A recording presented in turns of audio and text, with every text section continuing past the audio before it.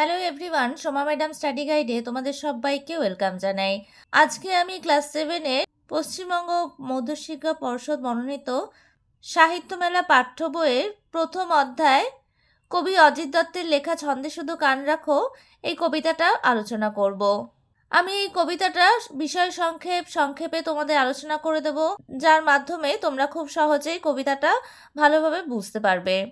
তোমরা কবিতাটা খুব ভালোভাবে লাইন ওয়াইজ পড়বে এবং বিষয় সংক্ষেপটাও খুব মন দিয়ে ভালোভাবে পড়বে, তাহলে তোমাদের কবিতাটা বুঝতে সুবিধা হবে। আমি প্রথম অধ্যায়ের এই কবিতাটা এর আগে আমার চ্যানেলে অলরেডি আপলোড করে দিয়েছি। তোমরা যারা ভিডিওটা দেখোনি, ডেসক্রিপশন বক্সে লিঙ্কটা শেয়ার করে দেবো, দেখে নিতে পারো, অথবা প্লে লিস্ট অন করেও দেখে নিতে পারো। আর আমার চ্যানেলটা এখনও যারা সাবস্ক্রাইব করে উঠতে পারোনি তারা চ্যানেলটা সাবস্ক্রাইব করে নেবে, আর পাশে থাকা বেল আইকনটা অবশ্যই প্রেস করে নেবে, যাতে আমি চ্যানেলে নতুন ভিডিও আপলোড করার সাথে সাথে নোটিফিকেশন সবার আগে তোমাদের কাছে পৌঁছে যায়। তাহলে চলো শুরু করা যাক। প্রথমে আমি তোমাদের কবি পরিচিতিটা আলোচনা করব। লেখক পরিচিতিটা প্রথমে আমাদের ভালোভাবে জেনে নিতে হবে।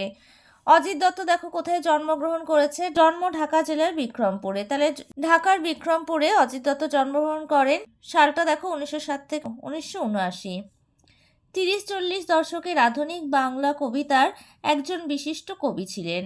বন্ধু বুদ্ধদেব বসুর সঙ্গে তরুণ বয়সেই সম্পাদনা করেন প্রগতি পত্রিকা। কল্লোল সাহিত্যের গোষ্ঠীর অন্যতম লেখক অজিত দত্ত কবিতা পত্রিকার সূচনা থেকেই ছিলেন। তো তার বিখ্যাত কাব্যগ্রন্থ কুসুমের মাস, পাতাল কন্যা, নষ্ট চাঁদ, পুনর্নবা, ছড়ার বই, ছায়ার আলপনা প্রভৃতি। তোমরা এই কবি পরিচিতিটা ভালোভাবে পড়বে। এখান থেকে কিন্তু অনেক শর্ট কোশ্চেন তোমাদের পরীক্ষায় আসে। তাই যে কোনো কবিতা বা গল্প শুরু করার আগে সেই কবিতা বা গল্পের লেখক পরিচিতিটা তোমাদের খুব ভালোভাবে পড়তে হবে। তাহলে এই লেখক পরিচিতিটা আমি আলোচনা করে দিলাম।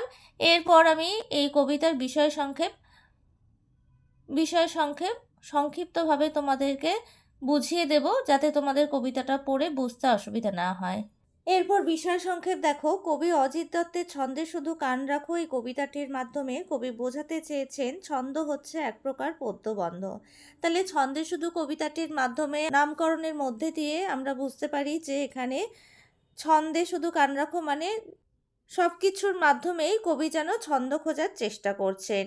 কবিতার শুরুতেই কবি মন্দ কথায় কান না দিয়ে কেবল ছন্দে কান রাখতে বলেছেন, কারণ তার দৃঢ় বিশ্বাস সমস্ত দ্বন্দ্ব বিবাদ ভুলে মনকে একাত্ম করতে না পারলে বিশ্ব প্রকৃতির অজস্র উপাদানে ছড়িয়ে থাকা ছন্দকে যথার্থ অনুভব করা যায় না।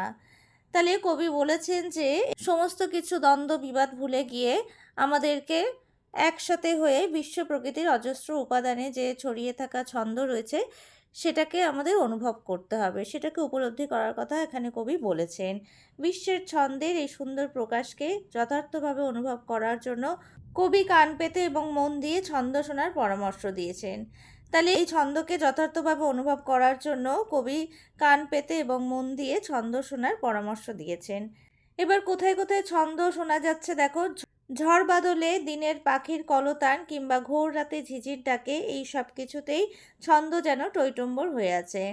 তাহলে কবি এই কবিতাটির মধ্যে দিয়ে কোথায় কোথায় ছন্দ পাওয়া যায় বা যেসব জিনিসের ছন্দ মিশে আছে সেই সবের উল্লেখ করেছেন। নদীর স্রোতের অসাধারণ কলরলে ছন্দবদ্ধতা যদি মন দিয়ে শোনা যায় তাহলে দেখা যাবে যে এই রকম ছড়ার ছন্দ আগে কেউ কোথাও যেন লেখেনি। এখানে কবি ছন্দ শোনার প্রসঙ্গে নদীর স্রোতের উদাহরণ দিয়েছেন, কারণ নদীর স্রোতের যে মানে কলরলের যে আওয়াজ, যে ছন্দবদ্ধতা, সেটা যদি আমরা মন দিয়ে শুনতে পারি তাহলে কিন্তু এর থেকে ভালো ছন্দ কিন্তু আর কেউ কোথাও যেন আগে লেখেনি বা দেখেনি, সেটা কবি বোঝাতে চেয়েছেন। আর কিসে ছন্দ পাওয়া যায় দেখো। মাটির উপর মোটর চাকার রেলগাড়ি চলার ছন্দকে কবি কান পেতে শুনতে বলেছেন। তাহলে এখানে যে মাটির উপর দিয়ে মোটর গাড়ি মানে মোটরের চাকা গেলে যেরকম আওয়াজ হয় বা রেলগাড়ি চলার যে একটা ছন্দ আছে সেটা কবি কান পেতে শুনতে বলেছেন। ছন্দ তাল বজায় রেখে জলের উপর নৌকা জাহাজকে পারাপার করতে দেখা যায়। তাহলে এই যে জলের উপর দিয়ে যখন নৌকা বা জাহাজ ভেসে যায় তখন যে একটা ছন্দ বা একটা তাল শোনা যায় সেটাও কিন্তু কবি অনুভব করতে বলেছেন। ছন্দে চলা ঘড়ির কাঁটা যেমন দিনরাতকে বেঁধে রেখেছে, ঠিক তেমনি এ জগতে কিছুই ছন্দহীন নয়। তাহলে কবি বলেছেন এ জগতে কোনো কিছুই যেন ছন্দহীন নয়। সমস্ত কিছুর সাথেই যেন একটা ছন্দ আছে, একটা মিল আছে। যেমন ঘড়ির কাঁটা ছন্দে চলে যেমন দিন-রাতকে একসাথে বেঁধে রেখেছে, ঠিক তেমনই সমস্ত কিছুর মধ্যেই তিনি একটা ছন্দ খুঁজে পেতে চেয়েছেন। জগতের সবকিছুর মধ্যেই আশ্চর্য ছন্দের প্রকাশ ঘটেছে। তাই কবি বলেছেন, কান পেতে আর মন দিয়ে যারা শুনবে তারাই এই ছন্দ সুরের সংক্ষেপে বিশ্বভুবনটাকে যথার্থভাবে চিনবে। তাহলে বিশ্বের সমস্ত কিছুর মধ্যে একটা ছন্দ আছে, সেটা কবি যথার্থভাবে উপলব্ধি করেছেন এবং সেটা কান পেতে আর মন দিয়ে যারা শুনবে তারা এই বিশ্বভুবনের যে একটা ছন্দ আছে, সবকিছুর সাথেই যে একটা ছন্দ আছে, সেই ছন্দের সুরটাকে যথার্থভাবে চিনতে পারবে। বিশ্ব প্রকৃতির এই ছন্দকে হৃদয় দিয়ে অনুভব করতে পারলেই জীবনের আনন্দকে উপলব্ধি করা যাবে। তাহলে বিশ্ব প্রকৃতির মধ্যে যে এই ছন্দ আছে সেটা আমাদের খুব মন দিয়ে, হৃদয় দিয়ে চিনতে হবে, অনুভব করতে হবে। তবেই আমরা এই আনন্দ উপলব্ধি করতে পারবো। তখন জীবন পদ্যময় হয়ে উঠবে। আবার ছন্দ না থাকলে কবিতা লেখা কঠিন হয়ে পড়বে, এ কথাও কবি উল্লেখ করেছেন।